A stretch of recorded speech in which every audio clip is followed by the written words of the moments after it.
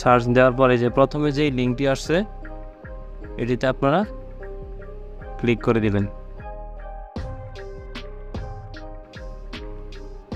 Click করার পরে যে হোম পেজটি চলে আসছে। তো এই যে দেখুন প্রথমে যে খালি বক্সে আছে এখানে আপনারা অ্যাপ্লিকেশন নাম্বার দিয়ে সার্চ বারে ক্লিক করলেই আপনাদের সকল তথ্য চলে আসবে। আর এখানে হচ্ছে রেজিস্ট্রেশন নাম্বার। তো আমি রেজিস্ট্রেশন নাম্বার দিয়ে চেক করছি। রেজিস্ট্রেশন নাম্বার এখানে দিয়ে ক্রিয়ান এই অপশানে ক্লিক করলেই চলে আসবে।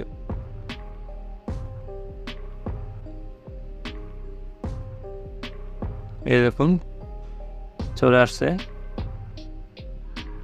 তো আমি যেহেতু নতুন ভিসা করেছি তাই আমারটি সবার লাস্টে থাকবে, আমি লাস্টে ক্লিক করে দিলাম।